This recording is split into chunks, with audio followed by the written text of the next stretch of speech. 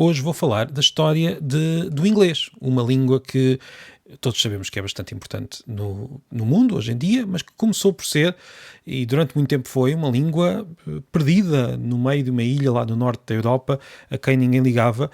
Chegou a ser também durante algum tempo a língua do povo, em contraste com a língua da nobreza, que não era o inglês. Era um falar a quem ninguém dava um grande futuro e que hoje sabemos que teve um futuro um pouco diferente daquele que as pessoas imaginavam nessa altura. Tudo começou quando a ilha que hoje conhecemos como Grã-Bretanha foi invadida pelos povos por povos germânicos, como os anglos e os saxões. Isto foi no final do Império Romano. O Império Romano chegou à Grã-Bretanha, no entanto a população em geral não falava latim, a população falava línguas celtas. Essas línguas foram empurradas para as extremidades da ilha, digamos assim, e ainda hoje são faladas em alguns destes pontos, no norte da Escócia, no país de Gales, e até há algum tempo também na Cornualha, mesmo no sul, embora aí a língua se tenha perdido há poucas décadas e agora esteja a ser, esteja a ser recuperada. No entanto, aqui, voltando ao final do Império Romano, houve estas invasões germânicas que trouxeram uma língua que é muito diferente do inglês atual. Vou deixar-vos agora 20 segundos de uma leitura reconstruída, claro, de uma obra literária em inglês antigo, em Old English, que era uma língua talvez mais parecida, pelo menos para quem está de fora, ao islandês, ou pelo menos ao alemão, do que ao inglês atual. É uma língua muito diferente, uma língua germânica com determinações verbais muito mais complexas do que as do inglês, com um género gramatical, feminino e masculino e neutro, como tinham nessa altura uma grande parte, como tinham e têm muitas das línguas indo-europeias e que o inglês hoje não tem. Vou-vos deixar então aqui uma amostra dessa língua. What, we gar denna in yerdagum, theod kuninga thrim yefrunon, hutha ethalingas elen fremedon. Oft shield shaving sheathana threatum, monogam maichtham, meo de setla of tea exoda eorlas. Esta língua germânica que acabámos de ouvir, lida por um inglês atual, mas a tentar reconstruir da maneira como se lia na altura, esta língua, aliás, este texto é posterior a estas invasões, mas é um texto em inglês antigo, portanto, um texto que mostra a língua que vinha do continente, a língua que vinha com os anglos e com os saxões. Esta língua sofreu influências celtas, segundo muitos linguistas, ou alguns linguistas atuais. Eu vou recomendar, por exemplo, no fim, um livro de John MacArthur, um excelente livro sobre a história da língua inglesa, onde o autor defende que a própria construção do verbo, das interrogativas e das negativas com o verbo to do, é uma influência celta. Encontramos, por exemplo, no galês, encontramos também no inglês. Estas línguas celtas eram um substrato que influenciou o inglês.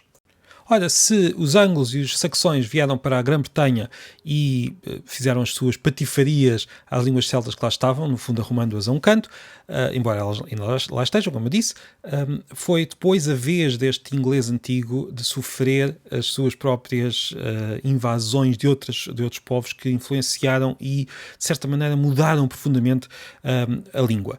A primeira destas invasões foi a invasão dos vikings, dos antigos nórdicos que vinham da zona do que é hoje a Noruega e a Suécia e a Dinamarca, da Escandinávia, no fundo. Esta da Escandinávia, não da Península Escandinava, que essa é só a Noruega e a Suécia. Daquela zona nórdica que nós associamos aos países nórdicos atualmente. Desta zona vieram os vikings que invadiram a Grã-Bretanha e controlaram durante bastante tempo uma grande parte desta ilha.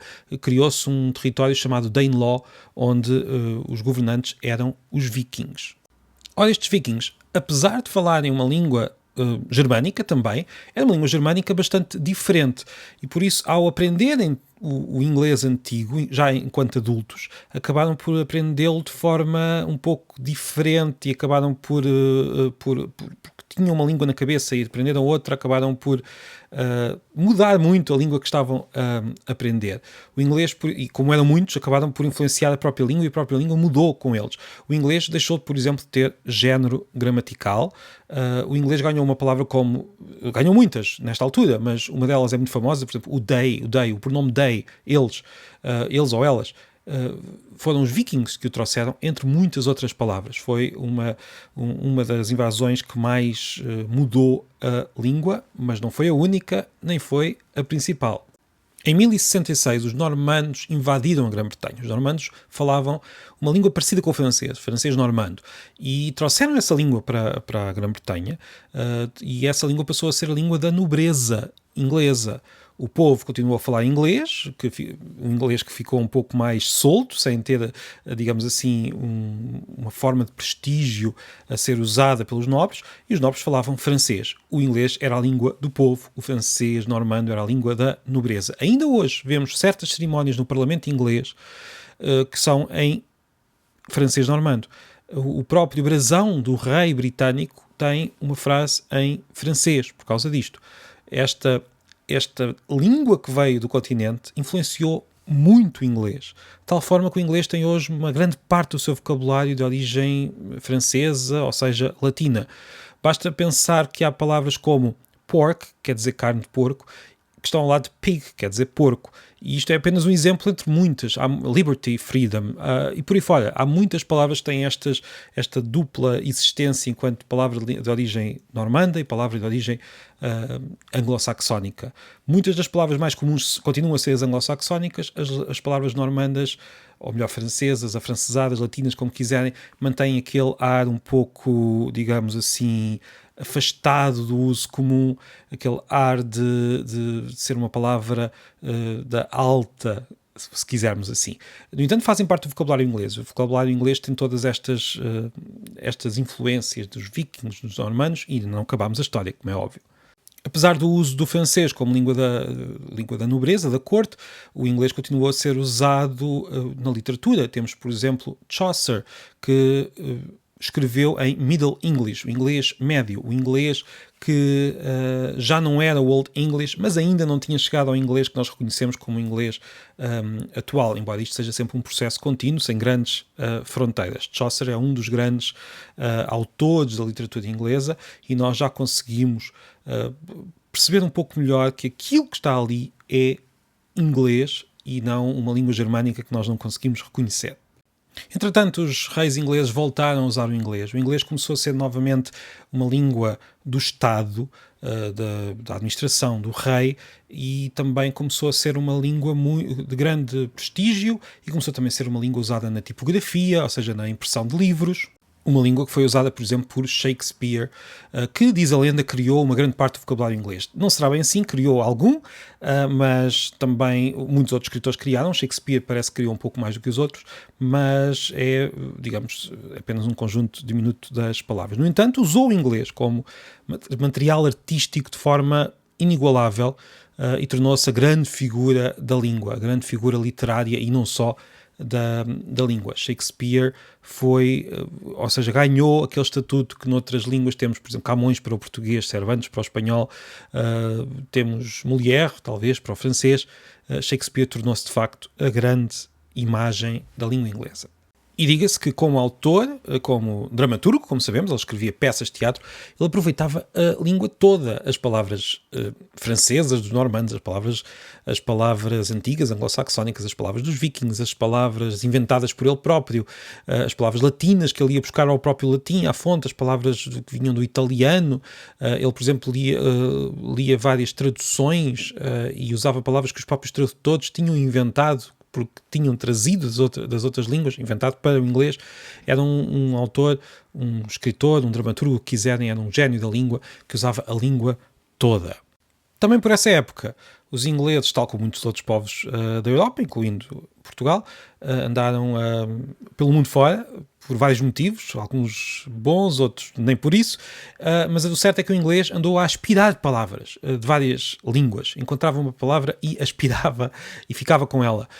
O próprio português deu palavras ao inglês. Há muitos exemplos, mas posso dar, por exemplo, o exemplo da zebra. Podíamos fazer um episódio, se calhar vou fazer isso só sobre as palavras que o português deu ao inglês. Entretanto, o inglês expandiu-se pelo mundo, também por causa dessa expansão europeia. O inglês tornou-se a língua de um país muito importante do outro lado do Atlântico, dos Estados Unidos, mas não só, de muitos outros, de muitas dezenas de países. ao longo dos últimos 2 séculos, e ganhou também esta característica por ser uma língua muito importante por causa do Império Britânico, por causa da importância dos Estados Unidos no século XX e por muitos outros fatores que davam, isto é uma breve história, que davam muitas horas de vídeos, ou seja, muitas horas de conversa. Por tudo isso, o inglês ganhou uma característica que partilha com muito poucas outras línguas, embora haja outras. É uma língua hoje falada por mais pessoas enquanto segunda língua do que como língua mãe. Ou seja, hoje em dia os falantes do inglês que falam inglês porque aprenderam na escola ou enquanto adultos são mais do que aqueles que falam inglês porque aprenderam desde a infância com os pais, as mães, os amigos, o que for. Ou seja, é uma língua mais falada, como disse, por falantes enquanto segunda língua do que como língua materna. Isso tem algumas consequências para a língua e isso talvez seja um bom tema para outro vídeo. Mas esta foi, assim, muito rapidamente a história do inglês. Mas faltam aqui muitas influências. Eu falei das línguas que o inglês andou a aspirar, mas houve também, por exemplo, uma influência muito forte do holandês. O holandês deu muitas palavras ao inglês, incluindo, por exemplo, coffee, tea e por aí fora. Portanto, houve aqui uma história que podíamos contar aqui com muito tempo. Há muitas histórias da língua inglesa, há muitos livros, vou recomendar para este episódio apenas um, Our Magnificent Bastard Tongue, The Untold History of English, de John McWhorter, um pequeníssimo livro, é um livro muito pequeno que conta esta história de forma bastante interessante e que recomendo mesmo que leiam esta história. Foi uma história rápida, em poucos minutos, desta língua que hoje quase todos conhecemos pior ou melhor e que tem uma grande importância para o mundo e que por vezes é também vista como uma ameaça para muitas outras línguas. Mas sobre isso falaremos noutros episódios. Até breve.